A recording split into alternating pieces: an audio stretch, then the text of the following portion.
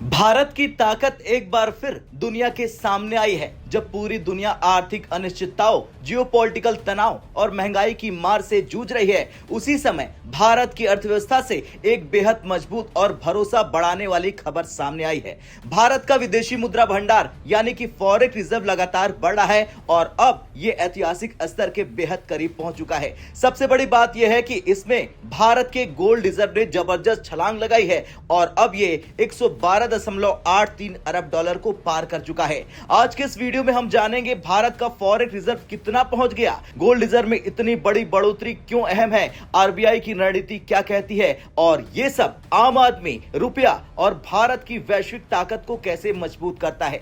दरअसल भारतीय reserve bank यानी कि आरबीआई द्वारा जारी आंकड़ों के मुताबिक 9 जनवरी 2025 को खत्म हुए हफ्ते में भारत का विदेशी मुद्रा भंडार 39.20 करोड़ डॉलर बढ़ा। इसके साथ ही भारत का कुल फॉरेक्स रिजर्व बढ़कर 687.19 अरब डॉलर तक पहुंच गया है। हालांकि कुछ रिपोर्ट्स में यह आंकड़ा आगे बढ़कर 693.61 अरब डॉलर के स्तर तक बताया जा रहा है, जो यह दिखाता है कि भारत का विदेशी मुद्रा भंडार एक बार फिर अपने ऑल टाइम हाई के बेहद करीब पहुंच चुका है। यह सिर्फ एक आंकड़ा नहीं, यह भारत की आर्थिक स्थिरता और वैश्विक भरोसे का प्रमाण है। अब आते हैं इस वीडियो के सबसे बड़े ट्विस्ट पर, गोल्ड रिजर्व पर। आरबीआई के आंकड़े के मुताबिक रिपोर्टिंग वीक में भारत के सोने के भंडार में 1.568 अरब डॉलर की बढ़ोतरी हुई है। इसके साथ ही भारत का गोल्ड रिजर्व बढ़कर 112.83 अरब डॉलर हो गया है। यह अपने आप में एक बड़ी उपलब्धि है क्योंकि सोना सबसे सुरक्षित संपत्ति माना जाता है। यह डॉलर पर निर्भरता कम करता है और वैश्विक संकट के समय अर्थव्यवस्था को सुरक्षा कवच देता है।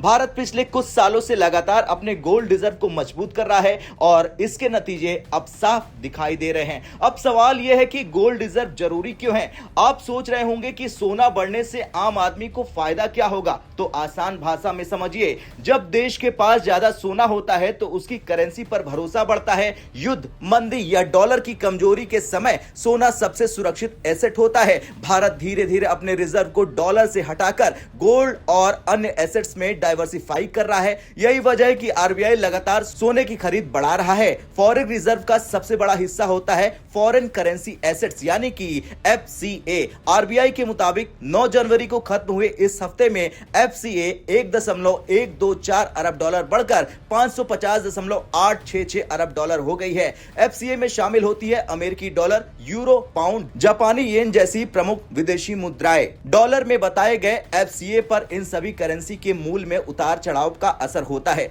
आरबीआई के आंकड़े के अनुसार एसडीआर यानी कि special drawing rights 3.90 crore dollar बढ़कर 18.739 अरब डॉलर हो गया है। आईएमएफ में भारत का आरक्षित भंडार 1.3 करोड़ डॉलर घटकर 4.758 अरब डॉलर हो गया है। हालांकि आईएमएफ रिजर्व में हल्की गिरावट आई है, लेकिन कुल मिलाकर भारत की स्थिति बेहद मजबूत बनी हुई है। अब इस पूरी तस्वीर में कुछ बड़े संकेत साफ मिलते हैं। भारत की अर्थव्यवस्था स्थिर है, विदेशी निवेशकों का भरोसा मजबूत है, आरबीआई की रणनीति लॉन्ग टर्म और सुरक्षित है, भारत वैश्विक अनिश्चितताओं के लिए तैयार है। आज जब कई देश अपने विदेशी मुद्रा भंडार को बचाने में लगे हैं, तब भारत लगातार उसे बढ़ा रहा है। यह अपने आप में बड़ी बात है। फॉरेक्स रिजर्व और गोल्ड रिजर्व की ये मजबूती सिर्फ आंकड़ों की कहानी नहीं है, ये कहानी है भारत की मजबूत नीति की, आरबीआई की दूरदर्शिता की और उस भरोसे की जो पूरी दुनिया भारत पर कर रही है। अगर यही रफ्तार बनी रही तो आने वाले सालों में भारत न सिर्फ एशिया बल्कि दुनिया की सबसे मजबूत अर्थव्यवस्थाओं में शामिल हो जाएगा।